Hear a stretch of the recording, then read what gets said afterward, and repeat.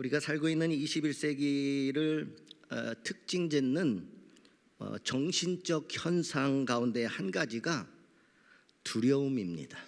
두려움.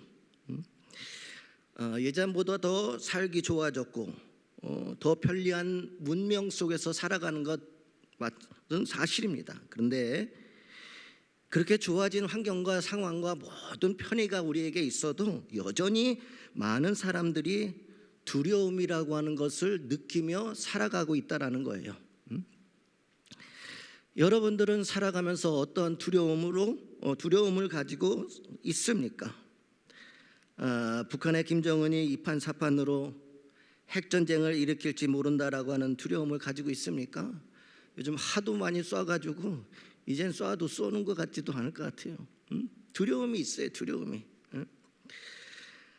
세상에 갖가지 질환이 만연한데 혹시라도 불치의 병에 걸릴지도 모른다라고 하는 두려움은 없습니까? 아니면 국가 경제의 실패로 인하여서 엄청난 경제적 손실이 찾아오지는 않을까 두려워하지는 않습니까? 혹시라도 내 가족이, 내 사랑하는 사람이 사고를 당하는 것은 아닐까? 또 자꾸 기억력이 감퇴하는데 치매에 걸리는 것은 아닐까? 두려워하지 않고 있습니까? 저도 요즘 기억력이 너무 가물가물해요. 어떤 분이 저를 이제 다른 목사님을 소개시키면서 중고층 순례 갔었는데 강사분 중에 한 분을 저한테 소개시키는데 전임 목사님이 이름을 저한테 물어보는 거예요. 그래서 뭐였지? 분명히 아는데 갑자기 순간적으로 그래서 대답을 못했어요. 감독님이셨습니다 라고만 얘기하고 대답을 못했어요. 어쩌면은 저도 이제 치매에 가까이 가고 있지 않나 생각을 합니다. 많은 사람들이 이와 같은 실패, 또 재난, 질병 등의 문제로 두려워합니다. 그러나 리사 헤메네스라고 하는 사람이 쓴 두려움을 정복하라라고 하는 책을 보면 사람은 실패에 대한 두려움뿐만 아니라 성공에 대한 두려움도 가지고 있다는 사실을 알게 되어집니다. 실패했을 때만 두려운 게 아니라 성공했을 때에도 두려움을 가진다라는 거예요. 성공해서 높은 위치에 올라갔다가 추락하면 어떡하나 하는 두려움입니다. 혹 성공해서 높은 위치에 올라갔는데 사람들이 자신을 헐뜯고 비난하지는 않을지, 또 자신을 배반하지는 않을지 두려워합니다. 결국 사람이라고 하는 것은 실패에 대해서도 성공에 대해서도 두려움을 갖는 존재라고 하는 것입니다. 이것은 두려움은 인간의 공통적인 문제입니다. 두려움은 인간이 가지고 있는 공통적인 문제 가운데 하나입니다. 심지어 성경에 등장하는 영적인 거성들조차도 때로는 두려움에 시달렸습니다. 모세는 전혀 두려움을 모르는 사람처럼 보이지만 히브리서 12장 21절을 통하여서 자신이 시내산에 올라갈 때에 몹시 두려웠고 떨렸다라고 고백을 합니다. 바알 선지자 450명, 아세레 선지자 400명과 갈멜산에서 대결하여 대승리를 거뒀던 엘리야 선지자도 아합의 왕비인 이세벨이 자신을 죽이겠다라고 협박하자 두려워 도망갔습니다. 열왕기상 19장 4절에 보면 로덴 나무 밑으로 도망간 엘리야가 두려움과 실망에 가득 차서 여호와여 넉넉하오니 지금 내 생명을 취하옵소서라고 하는 고백의 장면이 나옵니다.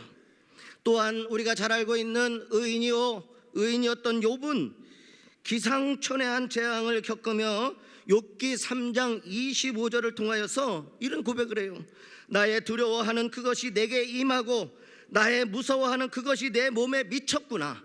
내가 지금까지 내 마음과 내 몸에 있었던 두려움이 실제적으로 내 몸과 내 마음에 왔다라고 하는 사실을 욥기 3장에 가면 그러한 고백을 하게 되어집니다. 그러면서 탄식을 합니다. 이 구절은 욥이 평소에 얼마나 많은 두려움을 가지고 있었다라고 하는 점들을 상기시켜 준다라는 거예요. 내가 이렇게 건강한데 혹시라도 건강을 잃으면 어떡하나? 나의 10명의 자식을 잃으면 어떡하나? 내가 지금 부자로 잘 먹고 잘 살고 있는데 이 재산을 다 잃어보면 어떡하나. 그리고 욥이 이와 같은 두려움은 결국 현실이 되었습니다. 골리앗을 물리친 용맹스러운 다윗 왕도 원수와 악인들의 압제하고 사망의 위험이 이르게 되자 두려움을 고백합니다. 시편 55편 5절에 다윗은 이렇게 고백을 합니다. 두려움과 떨림이 내게 이르고 황궁함이 나를 덮었도다 라고 고백을 합니다. 이처럼 우리가 영적 거성으로 여기는 모세나 엘리야나 욥 그리고 다윗도 두려움이라고 하는 공통의 문제를 안고 있었음을 우리는 성경을 통하여서 잘 알 수 있다는 거예요. 이사야 40장에 이사야 선지자는 유다 백성들이 비록 바벨론의 포로로 살고 있지만 하나님께서 은혜를 주셔서 복역의 때가 끝나면 해방될 것이라고 예언을 합니다. 그러나 그 예언을 들은 유다 백성들은 여전히 마음속에 있는 두려움 때문에 하나님께 불신의 질문을 던지게 되어집니다. 하나님, 우리를 바벨론의 포로에서 해방시키면 바벨론의 귀신들이 우리를 가만 놔둘겠습니까? 하나님께서 이에 대답을 합니다. 이사야서 40장 17절에서 18절, 그 앞에는 모든 열방이 아무것도 아니라 그는 그들을 없는 것 같이 빈 것 같이 여기시느니라. 그런즉 너희가 하나님을 누구와 같다 하겠으며 무슨 형상에 비기겠느냐라고 대답을 합니다. 바벨론의 귀신은 하나님과 상대가 되지 않으니 걱정하지 말라라고 하는 말씀입니다. 그래도 유다 백성들은 또 질문을 합니다. 하나님, 우리를 바벨론에서 실제로 구원해낼 능력을 가지고 계시는 것입니까? 라고 하나님께 질문을 합니다. 하나님께서는 또 대답을 합니다. 40장 26절에 너희는 눈을 높이 들어 누가 이 모든 것을 창조하였나 보라. 주께서는 수요대로 만상을 이끌어내시고 각각 그 이름을 부르시나니 그의 권세가 크고 그의 능력이 강함으로 하나도 빠짐이 없느니라고 대답하셨습니다. 하나님께서는 창조의 능력과 또한 지키시고 보존하시는 능력을 가지고 계시기 때문에 유다 백성들을 바벨론에서 구출하는 일쯤은 아무것도 아니라고 대답을 하십니다. 그러나 유다 백성들은 여전히 질문합니다. 하나님, 우리를 구출을 하실 때 도대체 어떤 방법으로 나를 구출해 주실 것입니까? 라고 질문합니다. 하나님, 이 현실을 보십시오. 정말 하나님께서 능력이 있다면 우리를 진작에 구원해 주셔야 되는 거 아닙니까? 그럴 능력은 하나님이 있습니까? 더 나아가서 그럼 이 현실을 보세요. 우리가 어떻게 여기에서 빠져나갈 수 있습니까? 어떤 방법으로 하나님이 우리를 구출하시겠습니까? 그랬을 때 하나님의 대답은 본문의 오늘 40장 2절에 보면 이렇습니다. 누가 동방에서 사람을 일으키며 의로 불러서 자기 발 앞에 이르게 하였느냐. 열국으로 그 앞에 굴복해 하며 그로 왕들을 처리하게 하되 그들로 그의 칼에 티끌 같게 그의 활에 불리는 초계 같게 하매. 이 말씀이 등장한 동방에서 불러 일으키는 사람의 정체가요, 이사야서 44장 28절에 나옵니다. 하나님의 예언이 있는데 동방에서 사람을 일으킬 것이다. 내가 너희를 어떻게 구원할 것이냐? 사람을 일으켜서 그 사람을 통하여서 너희를 구원할 것이다 라고 하는데, 그 사람이 누구냐면 이사야서 44장 28절에 답이 나옵니다. 바로 동방에서 불러 일으킨 사람의 정체는 바사왕 고레스입니다. 이사야 선지자는 고레스가 바벨론을 멸망시키기 160여 년 전에 벌써 고레스의 이름까지 정확하게 예언을 했다라고 하는 사실이에요. 유다를 포로로 삼고 괴롭히던 원수 바벨론은 이사야의 예언대로 주전 539년에 페르시아 왕 고레스에 의해서 멸망되어지게 됩니다. 바벨론을 멸망시킨 후 고레스는 칙령을 발표하고 바벨론의 포로로 잡혀온 유다 백성들이 가나안 땅으로 돌아가도록 선포를 하였습니다. 하나님께서는 페르시아 왕 고레스를 일으켜서 유다 백성들이 두려움의 대상으로 삼았던 바벨론을 징벌하고 그들을 포로에서 건져내신 것입니다. 이처럼 하나님은 두려움 많은 유다 백성들의 질문에 친절하게 대답해 주신 후에 중요한 권면의 말씀을 반복해서 하십니다. 오늘 본문에 3번씩이나 등장하는 말씀인데 바로 두려워 말라라고 하는 권면입니다. 두려워 말라. 두려워 말라. 내가 너와 함께하니라. 10절 말씀. 두려워 말라. 내가 너를 도우리라. 13절 말씀. 지렁이 같은 너 야곱아, 너희 이스라엘 사람들아, 두려워 말라. 14절 말씀. 오늘 여러분의 마음속에 어떤 두려움이 있습니까? 그렇다면 하나님의 특별한 명령 두려워 말라라고 하는 이 명령에 순종하시고 두려움을 모두 던져보시기를 주님의 이름으로 축원드립니다. 그렇다면 왜 그리스도인들이 두려워하지 말아야 할까? 오늘 말씀에는 두려워하지 말아야 될 5가지의 이유에 대해서 성경에는 자세하게 기록했다는 거예요. 두려워할 수밖에 없고 두려움이 많은 이 세상이고 무엇으로 인하여서 우리가 그런 두려움을 가질지 알 수 없는 이 세상 속에서 왜 하나님은 두려워 말라, 내가 너와 함께 할 것이고 내가 너를 도울 것이고 내가 너의 하나님이 됨이라, 그러니 두려워하지 말라 하면서 두려워하지 않아도 되는 5가지 이유를 오늘 우리에게 말씀해 주고 계시다는 거예요.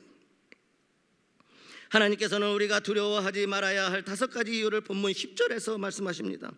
첫 번째 이유는 내가 너와 함께 함이니라. 두 번째 이유는 나는 내 하나님이 됨이니라.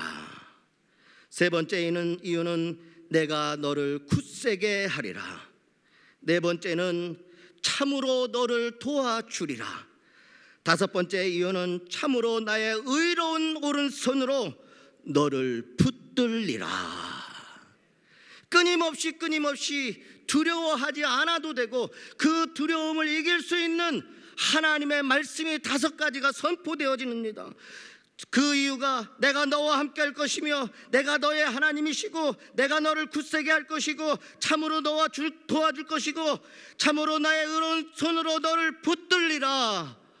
오늘 주님께서는 여전히 여러분의 인생 가운데 이 말씀처럼 여러분의 인생을 인도하시고 이끌어 주실 줄 믿습니다.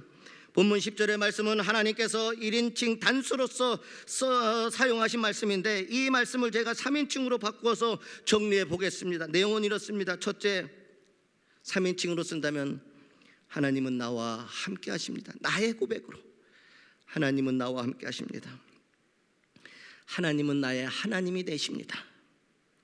하나님은 나를 강하게 해주십니다. 하나님은 나를 도와주십니다. 하나님은 나를 붙들어 주십니다. 바로 이것이 하나님께서 두려워하지 말라라고 하는 말씀하신 5가지 근거입니다. 오늘 이 시간 이후로 두려움은 모두 버리시는 저와 여러분들 되시기를 주님의 이름으로 소망합니다. 우리의 인생 가운데 두려움이 일어나는 순간이 얼마나 많이 있습니까? 수술을 받을 때 혹 내가 벗어놓은 저 신발 다시 신을 수 있을지 두렵습니다. 나이가 들어 죽음의 사자가 가까이 오는 것을 느낄 때 우리는 두렵습니다. 계획한 일이 실패로 그칠 때 두렵습니다. 새로운 사업을 시작할 때 이 사업이 과연 성공할 것인지 우리는 두려워합니다. 경제적으로 큰 손실을 입었을 때에 감당하기 어려운 두려움을 느끼게 되어지는 겁니다. 저도 때로는 여러 가지 이유로 마음에 일어나는 두려움을 느낍니다. 그러나 두려움이 임할 때마다 두려워 말라라고 하는 주님의 음성과 두려워하지 말아야 될 5가지 이유를 기억하시기를 주님의 이름으로 소망합니다. 우리의 믿음이 이 말씀을 붙잡는 겁니다. 우리의 믿음이 이 말씀을 믿는 겁니다. 그럴 때에 그 모든 말씀이 믿어질 때에 내게 어떠한 두려움이 온다 할지라도 그 두려움을 이길 수 있는 하늘의 능력이 되어지게 될 줄 믿습니다.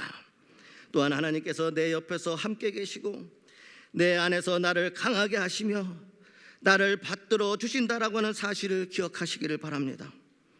이 사실을 믿고 간절한 심령으로 주님, 내가 이러이러한 일로 두렵사오니 나를 도와주시옵소서 라고 간절히 사모하며 기도한다면 하나님께서 반드시 응답하시고 우리를 버리지 아니하실 것입니다.